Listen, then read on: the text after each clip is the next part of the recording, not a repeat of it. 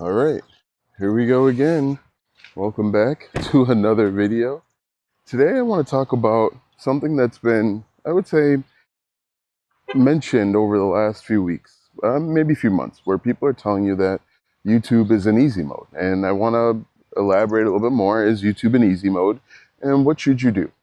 But before we do that, let's talk about a couple niches. Today, if you are a sports fan, today is called Bobby Bonilla Day. July 1st of every year for the next, I don't know, probably 10, 15 years, going back 20 years, this guy, a baseball player by the name of Bobby Bonilla, gets $1 million direct deposited into, what in the world? Oh, okay.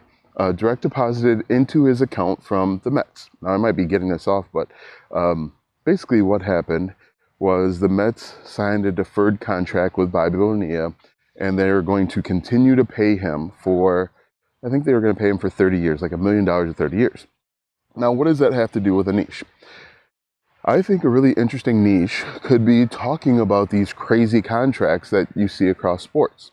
And you could do future values, present values, because the argument, or the discussion at least, I'll go over here, is how much, what would you do is kind of the discussion. Would you take the money, the $5 million back in 89, or would you take $1 million every year for the next 30 years? So you could actually spark conversation and create an entire YouTube channel just talking about the craziest contracts. That's one idea.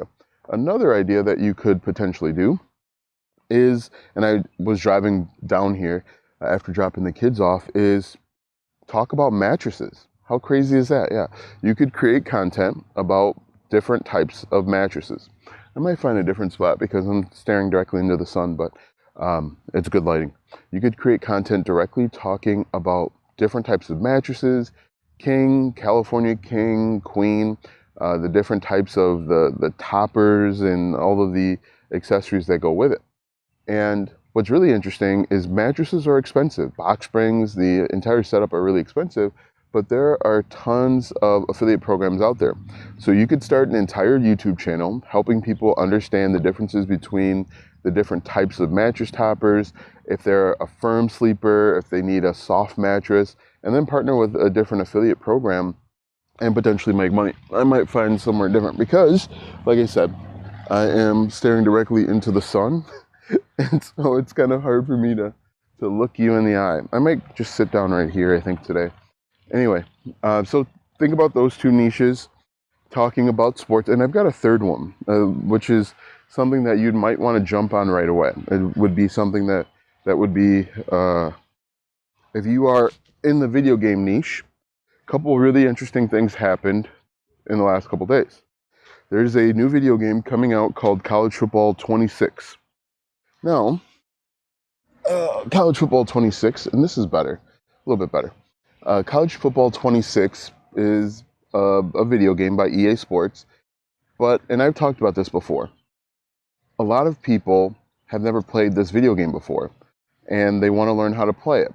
You can right now create content about all of the new features and all the new updates that are coming out and help people solve the problem. You can also teach them about how to play the game, how to play the different game modes, because within College Football 26, there are various game modes that people want to master because they want to beat their friends. Maybe they're in a competitive league.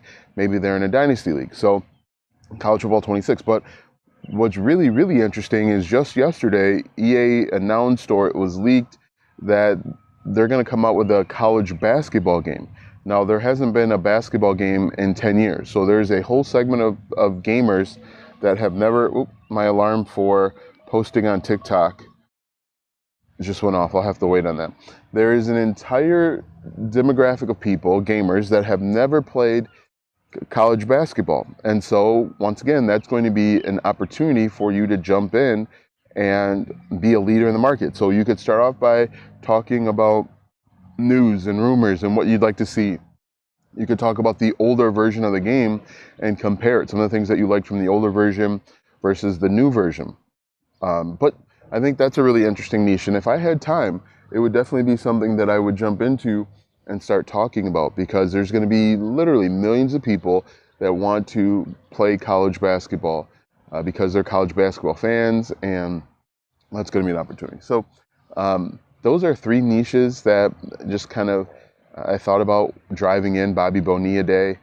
And what's really interesting is deferring contracts is not uncommon when it comes to baseball. And you can talk about it for NFL or hockey, whatever your sport is. And even talk about different types of contracts for NASCAR and how they do it, how they structure it, and how it's different than maybe the other sports. So now let's go ahead and get into the main topic for today. Is YouTube in easy mode? Like I said, most likely you have seen a bunch of videos where people are telling you that YouTube is in easy mode. And what does that mean? It's easier than ever to get views. It's easier than ever to monetize and make money with YouTube. And I would say yes and no. I think right now, there's a shift happening on YouTube. And I think I've talked about this a little bit, but And in my opinion, the pendulum kind of swings every, 5 to 10 years. So the last 5 to 10 years, it was heavily produced, heavily edited. Something's got to be changing on the screen every 5 to 7 seconds. If there isn't music or beeps and bumps and whooshes and background music to change the feeling and the emotion, people were going to click off. Now with that, with the highly produced, highly edited, there was little something that was lost, right? It lacked personality. It lacked connection. I think people started realizing that the entire purpose of that type of content was solely to just keep you watching. And so people were heavy on hooks and heavy on opening and closing loops. YouTube videos went from conveying a message to strictly marketing. And one of the marketing tactics, and even with motion picture movies, was to just keep people watching and to open loops and to close loops. And again, that's why the beeps and the boops were there, to kind of just add suspense and surprise and to do all of the little tricks of the trade. So I think the pendulum is starting to swing back the other way. It's starting to swing back to more vlog style, but vlog with a twist. Your vlog has to still solve a problem for other people. So many people try and do vlogs where they're just talking about themselves. And I've said this before, I'll say it again. Nobody cares about you, the content creator. They care about the problems you can solve for them. And so your vlogs have to actually solve a problem for someone else. They have to answer a question. Like, I can't just create a vlog about me sitting here on the lake looking at the seagulls flying into the water, grabbing fish and eating. The vlogs have to actually be helpful to other people. And me talking about me is not helpful. Nobody would hang around if I just talked about me. What is helpful, and the way that I structure my videos, which seems to kind of work, is I'll give you some information that you care about. I will, at the beginning of my videos, I tease something that might be important to me.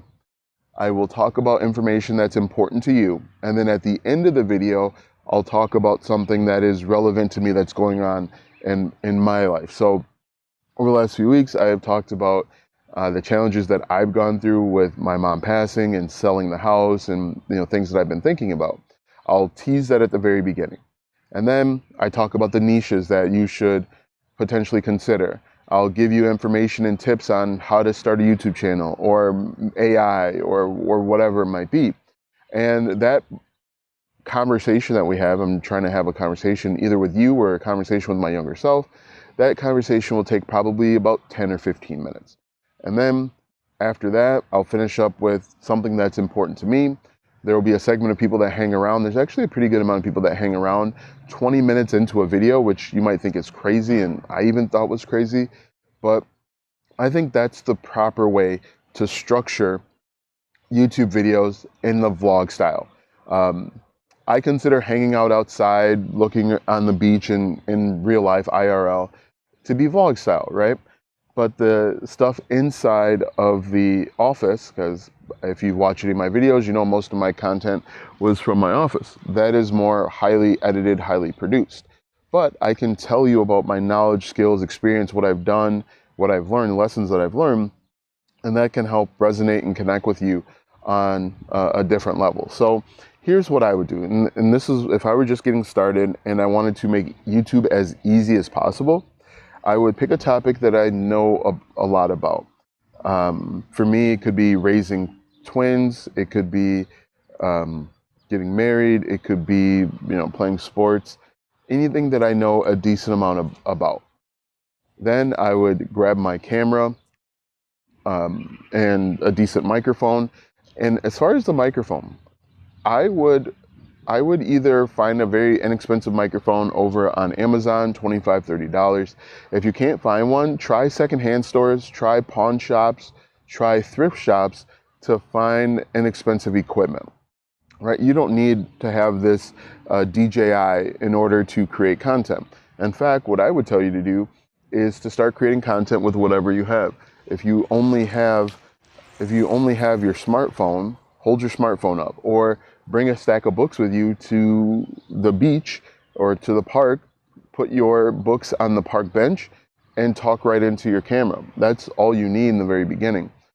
You don't want to let things stand in your way from being successful, and not having the right equipment is something that you can allow yourself, that you'll tell yourself that you need in order to be successful, and you don't need that. So find books, find your smartphone, prop it up just like I'm doing, and then talk right into it. Get yourself a decent camera. You don't need this wireless microphone to start. It's a nice luxury to upgrade to. And in fact, I only am using it because I had it lying around. I use it for my studio YouTube videos as a part of my camera, but since I already have it, I figured I might as well use it. Right? So what you still want to do is you still want to do keyword research. And keyword research is simply figuring out what your target audience wants to know. And the best way to do keyword research is to go up to the search bar on YouTube and start typing in keywords that are relevant to what you know. So let's say you know a lot about security cameras. You're going to talk about best security cameras. You're going to type in security cameras for beginners and then look and see what pops up. And you still want to look and see which videos are getting views. You still want to find videos that have a really good view to subscriber ratio. But what's really great right now is that you can just sit down and talk. One of the things that I'm really astonished at is I don't edit these videos. And I've said it before, I'll say it again, I don't edit these videos at all. You hear me say ums and ahs and have these pauses and see me looking around and see me talking to people as they're walking by. The only thing that I do is I try and improve the audio so that it's not peaking. And really I use Premiere Pro in order to do that. So what you're going to do is identify, 5 to 10 topics that you know a fair amount about. And if you've made it to the age of 20, 30, 40, 50, 60, 100, you probably know a fair amount about a variety of topics. It doesn't have to be new and undiscovered and untapped. Heck, if you love to talk about baseball, that's your thing. Your perspective on baseball or basketball or whatever it might be is unique because no one thinks about it the way you do. The stories that you have that can connect people to you are different and unique. Two people can go to the exact same baseball game and have vastly different experiences because they sat in different spots and their perspective and their history and their lore is completely different. So what you're going to do is, once again, as I mentioned, you're simply going to get some equipment, start with what you have, start with where you're at. Once you have that equipment, you are going to go somewhere. It can be a park, it could be a beach, it could even just be outside in your backyard. A lot of the videos that I've created are just me sitting in my backyard. Some of them are parks that are about a half a mile from the house. And then find a topic or a keyword that's relevant to whatever it is that you want to be known for, and just talk. Open up the camera, talk for 20 minutes. Set yourself a goal of being able to talk and have a conversation with the person on the other side of the camera for 20 minutes. And do that consistently. The one thing that hasn't changed about YouTube is you still would need to be consistent. Even though I think this pendulum has swung back to more vlog style content, and really the content that's in flavor is really based on the consumer. It's not based on the algorithm. People will think the algorithm hates me, the algorithm is out to get me, but it's really based on the viewer. The viewer no longer or doesn't want as much highly produced, highly edited content. They're looking for things that are more authentic, raw, and honest. And so once you see that, and I kind of noticed that by looking at videos in other niches, once you realize that, you can start making that content. Anyway, that's kind of a side quest. So what you're going to do, really simple, and I do repeat myself multiple times because either I talk fast or people miss it. I tend to repeat myself a few different times, and people need to hear the same thing multiple times in order to grasp it. Get your equipment, don't need anything fancy. Find keywords, aim to talk for 20 minutes as I normally do. You see my videos will be about 20-25 minutes. Make sure the audio is cleaned up. Find a place. It has to be kind of quiet. This isn't too bad. It's still kind of early in the morning, so there isn't a bunch of people out there. Sit down, talk for 20 minutes, and then upload it. I think the one thing that's also helped me a little bit is my thumbnails are simple. My thumbnails show me in public, and it's not me in an office or in kind of like a sterilized environment. People, I believe, see the thumbnail of me in real life, and they're like, well, what's he doing? They're looking at the background. They're trying to piece together maybe where I am. And what does the background have to do with whatever it is I'm talking about? So is YouTube in easy mode? I don't necessarily think, I think YouTube is in easy mode from the production standpoint, but you still have to be consistent and persistent. You will not be able to upload one video and expect to go viral. You will still need to upload 4 videos per week, but uploading 4 videos per week is much easier because you don't have to spend 3 hours editing. Uploading 4 videos per week is simpler because you can just identify a topic that you know a lot about, talk right into the camera, and then go about your day. It still requires persistence. Your first video is probably not going to go viral. Your 8th video is probably not going to go viral. However, if you keep at it, you keep talking, you keep connecting with the audience, eventually, I'm the opinion of this, but eventually I think YouTube will find your audience and you will find your audience. You might have to do a little bit extra. You might have to splice your videos up and post them on TikTok. You might have to splice your videos up and put them on Instagram. But if you want the success that YouTube can bring you, if you want the ability to sit on the lake at 7:32 in the morning with this being the most that you're going to do in a given day, if you want that, you're going to have to be willing to go to the next step. Now, I use Opus Pro to splice up my YouTube videos. If you can't afford Opus Pro, learn how to make TikTok videos or vertical videos and then upload, okay? Look at what your competitors are doing. If your competitors are only uploading YouTube videos and they're doing the highly produced, highly edited stuff, go the other route, right? You do the vlog style content. Do the less edited, more looking right into the camera, building a connection type content. Do the content where you are live in real life, so people can see that you are a real person that has real thoughts and opinions, and it's not highly scripted and highly edited. I think that's the opportunity that is YouTube right now, and I think that'll be the way the pendulum swings for the next, 5 to 7 years. But you don't want to wait, right? Don't wait until it's near the end and things are swinging back the other way. And I think you'll see when things start to swing the other way. You'll start to see more Mr. Beastie. Ooh, that was good. You'll start to see, and the other thing that I just realized is me sitting out here and talking to you allows me to show my personality a little bit. Me saying Mr. Beasties is not something I would probably say inside of my office, inside of the studio. But because I'm outside in real life, you kind of have a different talk. You're having a different conversation with people, with you, and a conversation with myself. But anyway, right now, YouTube is easier than it was the last 5 years. It still requires consistency, persistence, dedication, being willing to get over and above and through hurdles. and it's something that anybody can do. I'm literally just looking into the camera, talking right to you, and when I'm done, I'm gonna hit end and go about my day. Once I upload this, you'll probably see this video tomorrow, because I already have a video done for today that I've got to just make a thumbnail for. But yeah, I think YouTube is easier, right? Because it's easier, more people are putting content out. Because, and I think what's really interesting is, because there's so much AI out there and people are having a hard time distinguishing between what's real and what's AI, if you make content like this, if you have a thumbnail where you're looking into the camera, if you start your videos where you're like walking, if you noticed, a lot of my videos now, I start with either me getting out of the car or starting walking. If people see that, they say, okay, this looks like a real person. And it goes back to what I've said multiple times. If you are showing your face on camera, people are looking for a reason to stay just a little bit longer. If you're using AI, people are looking for a reason to leave.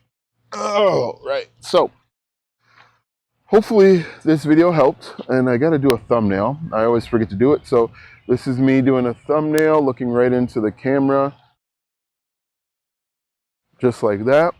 And we've been talking for about 22 minutes. Is YouTube easy? No, it's never been easy.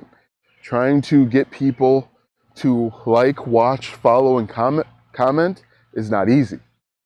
It's easier than 3 years ago where you had a bunch of people making highly produced, highly edited content.